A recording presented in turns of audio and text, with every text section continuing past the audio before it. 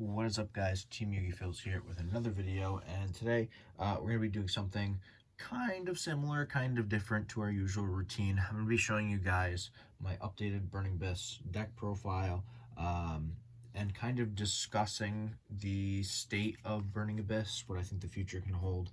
In addition to that, we're going to be talking about what happened this past weekend with the, I think it was RDS or RDQ, remote dual qualifier, whatever it is. Remote dual qualifier. Because there was a Burning Abyss list that won, and my list has been altered to be somewhat similar to that with some changes that I felt were necessary. So let's go ahead and hop on into the video. But before we do, if you guys aren't subscribed yet, make sure you smash that subscribe button, turn the notification bell on, make sure you hit the like button as well. It is much appreciated. Let's try and get to like 50 likes on this video at least. Most of my Burning Abyss videos do, so let's try and hit that 50 like mark. But let's go ahead and jump right into the profile. Alrighty, so here we go. We're going to go ahead and jump into this profile. I want to preface this by saying, as I stated in the intro to the video, that it is similar to Gabe Vargas's list. If you guys are not familiar with who Gabe Vargas is, he won, I think he won Nationals in 2017, if I remember correctly. I'm pretty sure it was 2017 or 2018. I can't remember which. Probably 2018. Because that was in Texas. Yeah, it was 2018. That was during Goki format. He beat Walter Jewell in the finals. I was there for that. I was there for Nationals from 2016 through 2019. Then obviously 2020 we didn't have one. But I was there for that. I saw that in person, which was really cool. Very, very good player, very skilled player. When they were doing the World's Points, he was traveling a lot, coming to the area that I'm in the States, which was pretty cool as well. So this is similar to his list with some changes that I made that I thought were necessary. So let's hop into this. And some things I'm not gonna explain because I feel like they don't need an explanation, but other things I will. So 3 graph, which he did play. I thought that was a necessity. You just have to play 3 graph. Then one thing that he did is that he played 2 seer, but I'm still on board with playing 3. I completely disregard any list that doesn't play 3 for the most part. I felt that was the only thing that was a huge flaw in his list.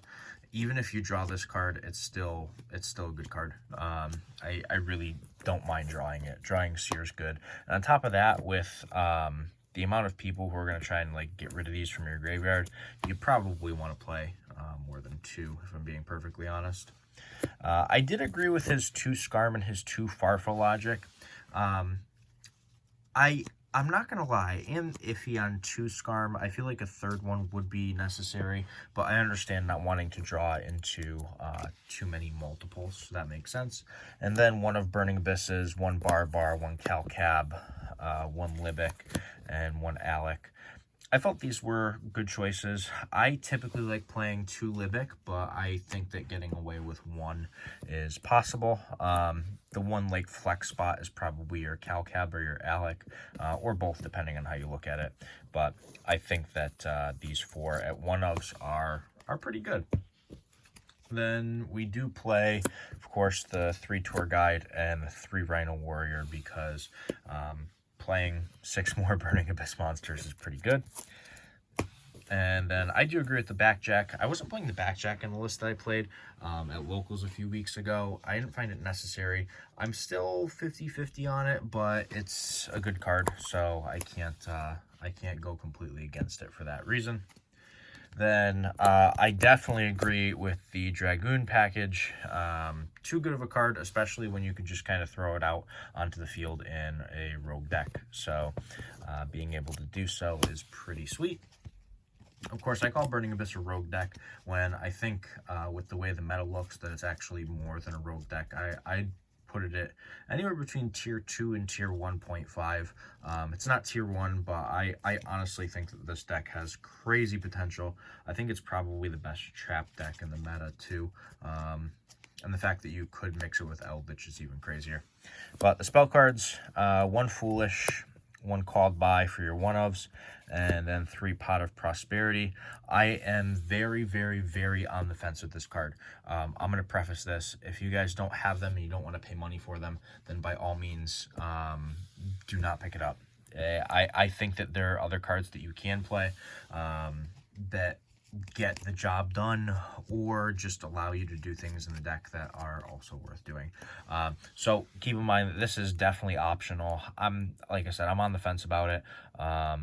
It's just, it's a decent card. And the problem is, with it being a decent card in a deck like Burning Abyss, is that you don't want to get rid of a lot of your extra deck. So typically it's going to be like a one-time use. And you may not even banish 6, you'll probably banish 3.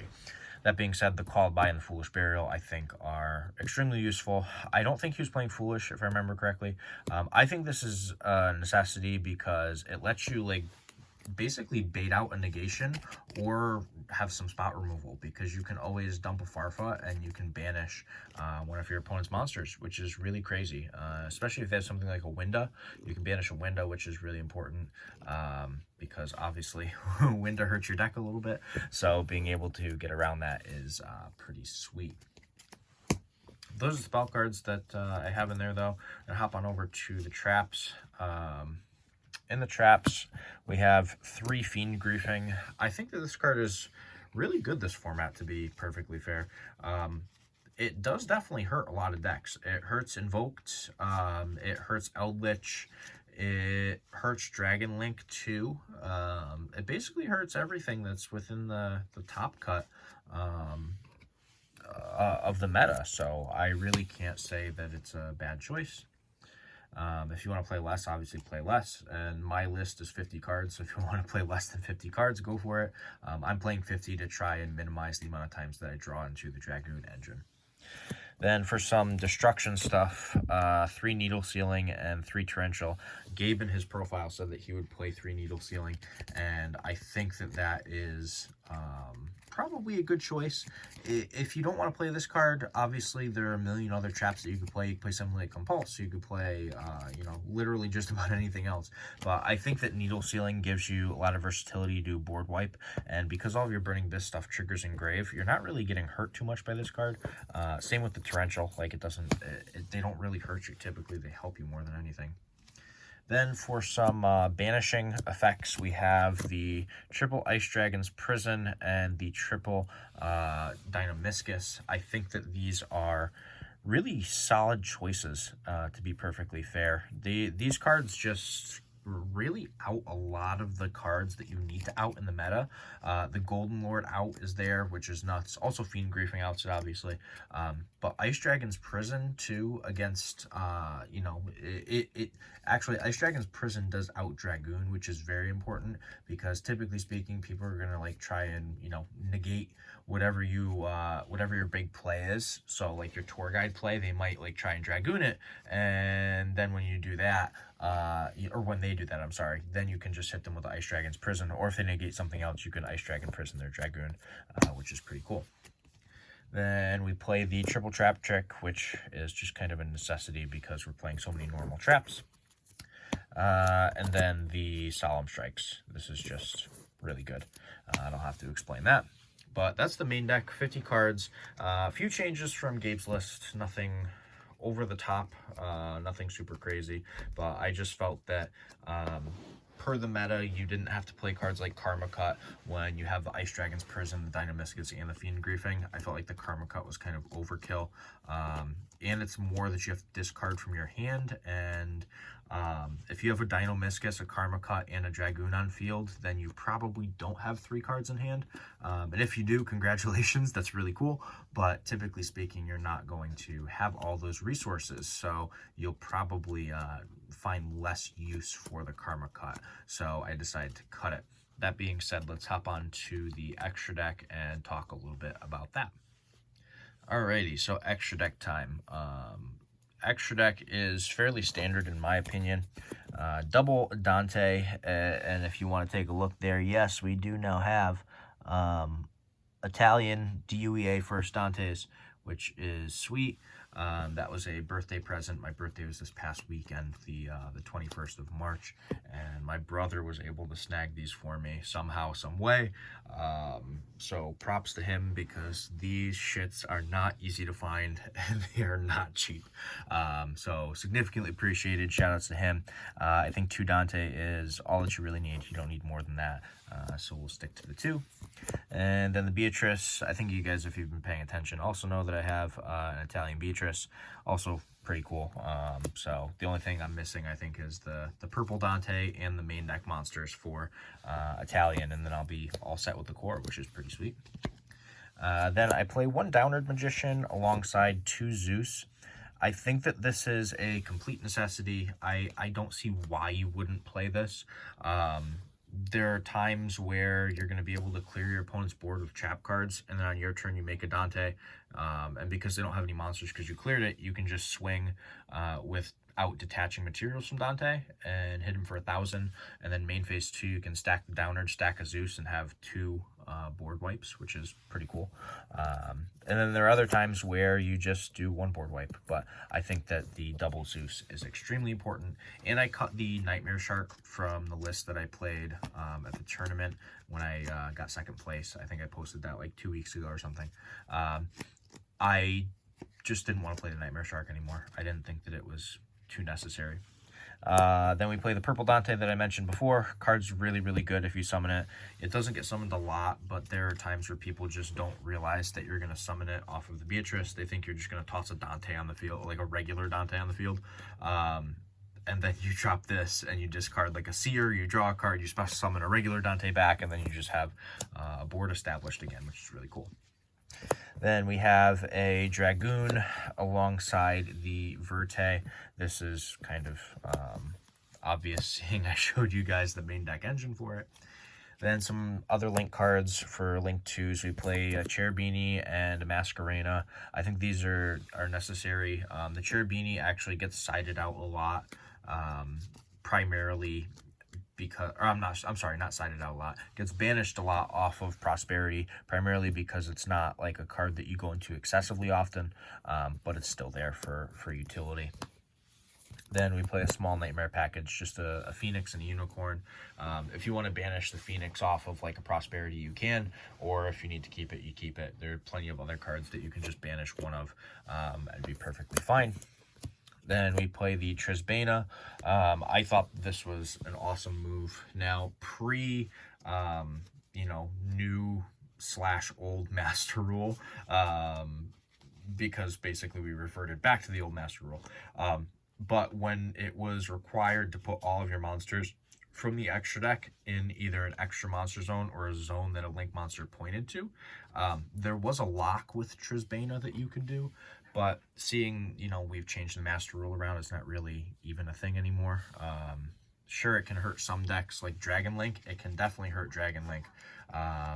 But outside of that, you're probably not going to be doing anything with that lock. So keep in mind, this is just really good against, back row decks. And then we have an access code talker, because the homeboy is the realest homeboy. You can't go wrong with this. It swings over Dragoon, which is pretty crazy, and you just pop a bunch of your opponent's cards, which is also pretty important. So the 1 access code is definitely worth it. That's the main deck, though. I'm sorry, the extra deck. Clearly, I can't speak today and get my words together. Usually, I'm pretty good at this. But we're going to hop on over to the side deck now, and I will explain a little bit as to my card choices and changes within the side deck. Alrighty, so side deck time. You can probably already see a change if you guys watched Gabe's profile. He didn't play Lancia. I am playing Lancia. I think the card is just way too crazy. So we are playing 3 of this. It's the only hand trap that we have in the entirety of the deck. The reason that I think this card is so important is because it just completely slows down a lot of decks. Yes, Dimension Shifter is okay. But the problem with Dimension Shifter is, like, you kind of don't get a turn yourself when you use Dimension Shifter. Like, basically, you make a Dante pass. Like, that's all you, and possibly set back row. So I would much rather play Lancia and slow my opponent down, knowing I can still play, rather than, you know, making it so I have absolutely no plays whatsoever. So the triple Lancia, in my opinion, is significantly better than the Shifter, but that's just my opinion. Obviously, you guys decide for yourself. One Pankratops, I think, you know, you guys already know I play this card in almost every single side deck that I have. I just think the card is so good. If this card went to anything more than one, I'd definitely be playing multiples at that point, because, like, this card's just busted. Absolutely busted. Spell cards. I played 3 Dark Ruler. I decided to not play the Phantasme, like Gabe. I just didn't, I didn't think it was that great. I'd rather completely shut off my opponent's board, clear it, set some back row, and pass, and watch them struggle against the back row. And this deck does that really well, so I think that the Dark Ruler is a better choice.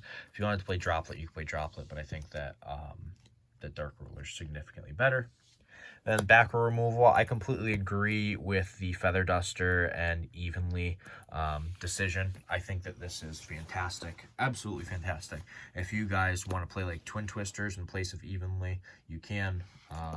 You know, if you want to play something else too, by all means, go for it. But I think that Evenly Matched is a ridiculously good card. And the fact that it's also a Trap Trick target, don't forget that. You can actually Trap Trick this out and, you know, then activate it. So if your opponent is, like, you know, going towards the end of their battle phase and they have some trap cards or a bunch of cards on the field and they don't have any negations and you just have a Trap Trick left, well, you can just Trap Trick the Evenly, you know, at the end of their battle phase, and then you just wipe their board, which is pretty cool. And for the going first cards, completely agree with Gabe. Triple Judgment and 1 Iron or Imperial Order. I almost said Imperial Iron Wall. Too many Imperial cards. That's the problem. While we're at it, though, shout out to Imperial Gaming and Collectibles. That's my locals. If you guys watch the LCSs, they actually do a little sponsoring there, and you'll see their logo on there too, which is pretty sweet. But Imperial Order is definitely a crazy card. Judgment is a crazy card. You're going to get hit with like Feather Duster and stuff like that a lot, so you have to play outs for those cards. But that basically rounds up the deck itself. So what we're going to do next is we're basically going to discuss basic lines of play, you know, like combos and everything, and basically a good strategy and things to keep in mind while you're playing. So let's go ahead and hop on over to that so I can show you guys, you know, what I think Burning Abyss has potential to do and what it can do already. All right, guys, so we're going to go ahead and, you know, basically start things up and display a basic combo. And to do this, I'm actually going to grab a few extra cards from the deck just so I can show you guys. We're going to grab 3. These are just like 3 blank cards. Don't take them as actually being Pot of Prosperity. Essentially, you're going to have, you know, your opening hand, which is going to be 5 cards. We're just going to assume that you have the Tour Guide, because the Tour Guide is the 1-card combo. There are ways of doing this with 2 cards that I will discuss as we progress, but for right now, I'm just going to basically be showing you how to work this with only Tour Guide until I get to the point where I can explain a little more. So essentially, I'm just showing these cards to show that we have discard fodder or possible back row that would be in our hand 2 in our opening hand. So what we're going to do is I'm going to put these over here down to the side, just so they're kind of out of the way so I can demonstrate this. So you normal summon your Tour Guide, you use the effect and hope to God that you don't get hit with a Gamma or an Ash, and you're going to summon a Graph. Once you summon the Graph, you can overlay them for a Dante. You will then use Dante, and you're only going to mill 1 card. Now, typically speaking, when you think of Burning Abyss, you think, oh, I got to mill 3. Well, the reason that you're milling 1 is that you don't want to mill a Dark Magician, a Red Eyes, or a Red Eyes Fusion. So your best way of avoiding that is by just milling 1 card. You want to make sure that the Graph is the one you detach to. So we mill a random card, in this case, Paleozoic Dynamiscus. And then at this point, we are going to get the Graph effect to special summon a Seer from our deck. After the Seer is summoned, we can then link our Dante and Seer into a Verte. When the Verte hits the field, we will now get to trigger our Seer as Chainlink 1 to target the Dante. Dante is Chainlink 2 to target Seer, so the Seer comes to our hand, and the Dante gets special summoned wherever you'd like to summon it. Now, at this point, we're going to discard the Seer that we just added to our hand from the Dante, and we will get a Beatrice.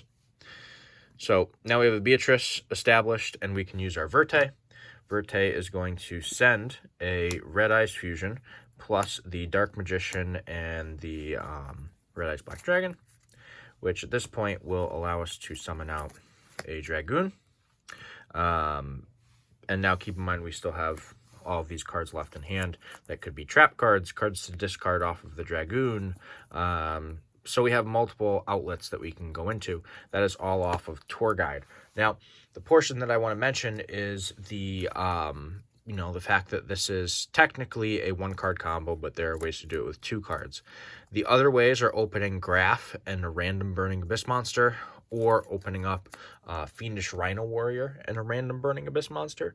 Basically, any way to get a Graph into the graveyard is essentially going to get you into this combo, which is pretty sweet, not gonna lie. Really, really cool. And obviously, even if it's 2 cards, you take 1 card away. We still have 3 cards left in your hand, which is more than enough to keep playing, and allow you to have a discard for a Dragoon as well, which is pretty cool.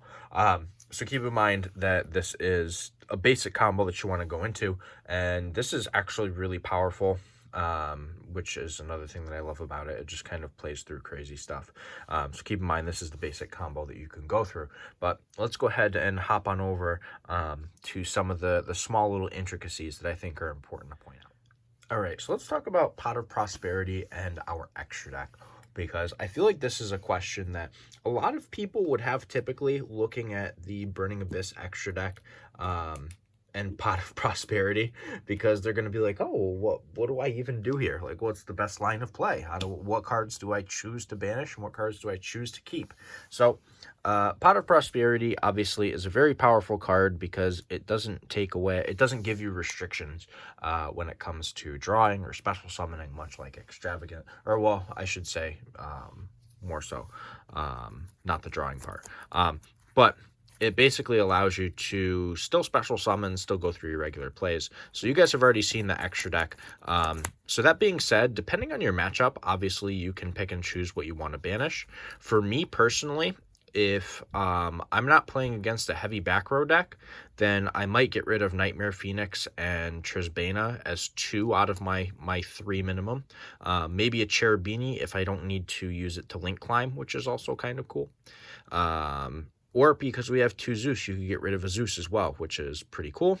Also, if you don't feel like the purple Dante is going to come out, or if it doesn't come out, then you can also get rid of this. So those typically are going to be your targets. It does depend entirely on the matchup.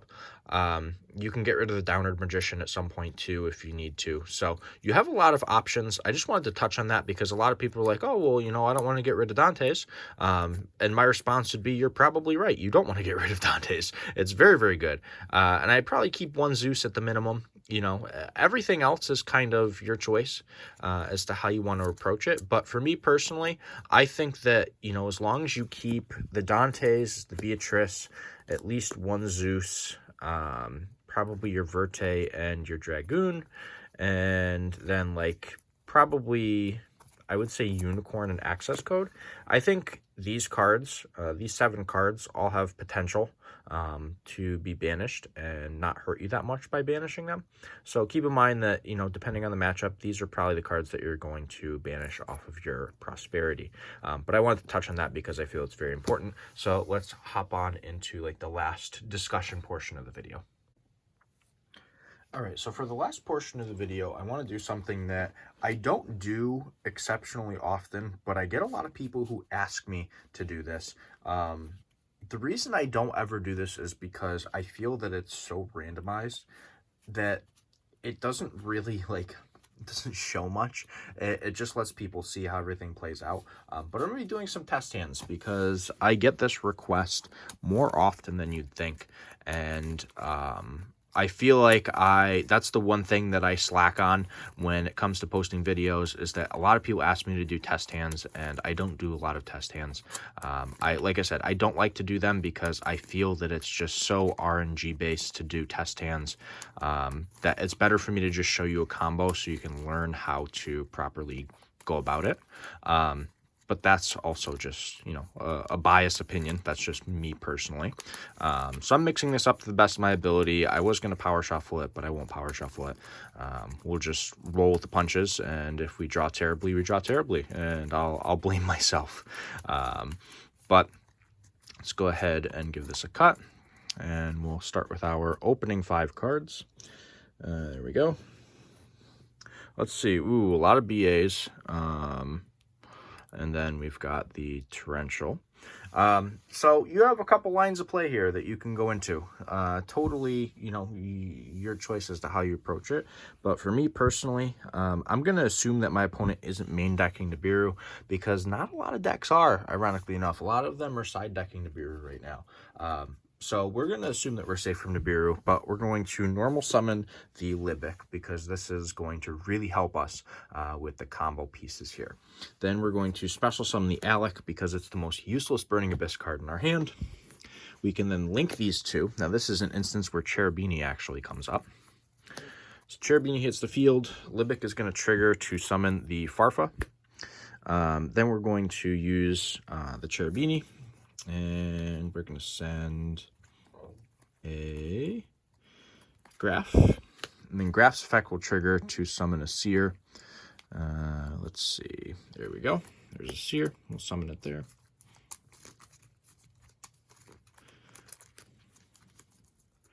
Perfect, just a quick little cut. Now we can special summon the Barbar, which is pretty good. From here, we're going to overlay our Barbar and our Seer and make a Dante. In this instance, I really don't have a reason to mill. Like, it just doesn't like do anything. So I'd rather just keep everything the way it is than, you know, overextend in that manner. So you have a couple of lines of play that you can go into. Obviously, I always think that Dragoon is the proper line of play. That being said, there is an argument that says you have the torrential, so Dragoon isn't going to have you have anything to discard in hand because you're going to set the torrential. So that being said, in this scenario, I'm actually not going to go for the Dragoon. I'm going to link the Dante and the Farfa for a Masquerena. Then our Seer and Dante will trigger to then get this back out. Then I would discard the Seer to summon the Beatrice. And then I would set the torrential face down. So essentially what we're going to have happen on our opponent's turn is that we can do Beatrice's effect. And you have 2 options. If you want to use it to send a Farfa to banish a card, you can. Or if you want, I think the smarter choice is to send your Backjack. So you send the Backjack to grave. Then you're going to do your Dante Chainlink 1, Backjack Chainlink 2.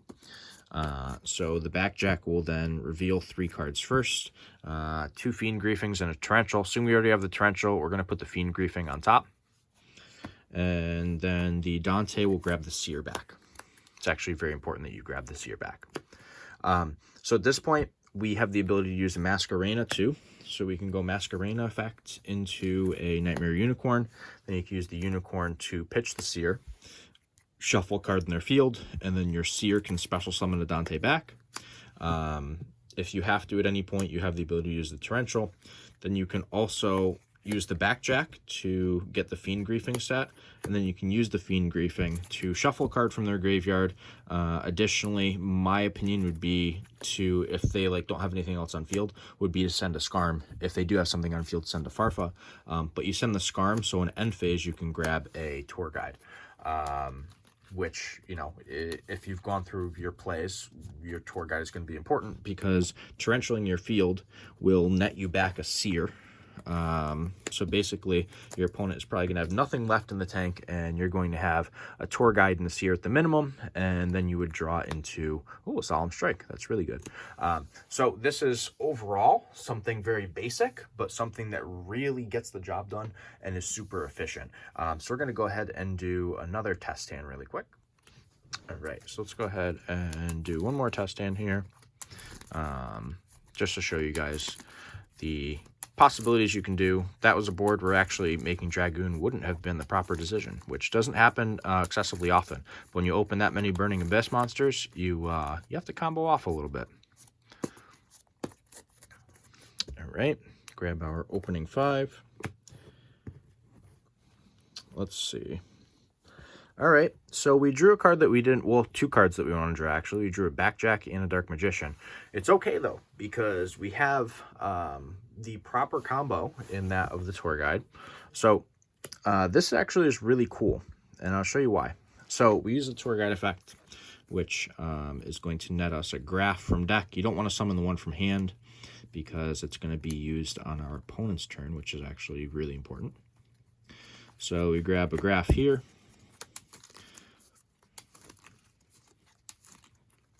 All right, go ahead and give that a cut there. We're going to overlay, make a Dante. We're going to detach the graph, mill 1, and hope that it's not a Red Eyes Black Dragon or a Red Eyes Fusion, and it's a Foolish Burial. Good. So our graph then triggers, special summoning a Seer. And we're going to run through the basic play that I showed you guys in the combo. So these get linked for the Verte. Then we get to add this back to hand and then special summon the Dante. We're then going to pitch the Seer to summon the Beatrice. And then we can use Verte's effect, paying the 2,000, which effectively is going to get us Dragoon. Let me just find the Red Eyes and the Red Eyes Fusion wherever it's hiding. There it is, top card. Then we send the Dark Magician from hand as well. Give that a shuffle.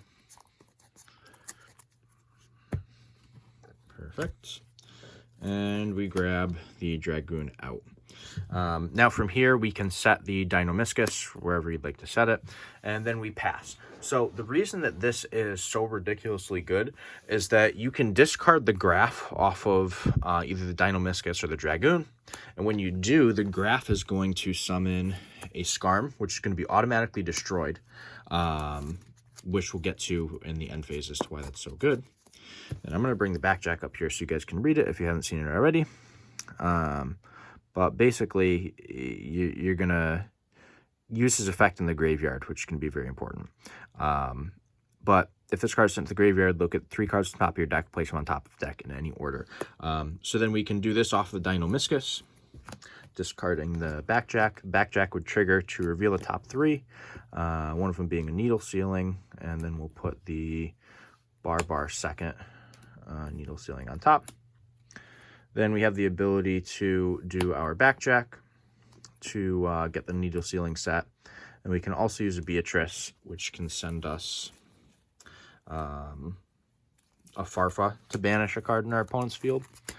And then additionally to that, the Dante is going to grab us a Seer back from the graveyard. So now we have a Seer in hand. So if they get rid of the Beatrice, then obviously we get Purple Dante. If they don't, that's okay. We also have the possibility to do a Needle Sealing if we have to, which you lose the Beatrice, but the Dragoon stays on field, which is really good. So essentially, we have a 4,000 attack point Dragoon, and we just have a Seer in hand, and then we're drawing into a Called By, which is really good. But I would probably normal summon the Seer. It gets popped automatically. We get to summon a Dante. The Dragoon could pop their cards. You could swing with it. You swing at the Dante. Main phase 2, after you swing at the Dante, you can go downward, and then you can go Zeus.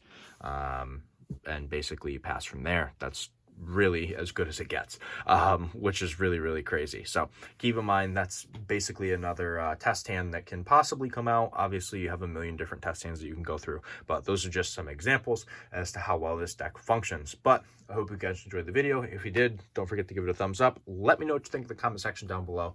Shout out to Gabe Vargas for doing phenomenally well at the remote duel qualifier. Congratulations to him for getting first place. definitely a big fan. Loved the profile. Like I said, just some things I had to change for my personal preference, but whatever you guys like, obviously go with it. Change up whatever you have to. It is a game of being innovative and having fun. But for right now, this is Team Yugi Fails signing out.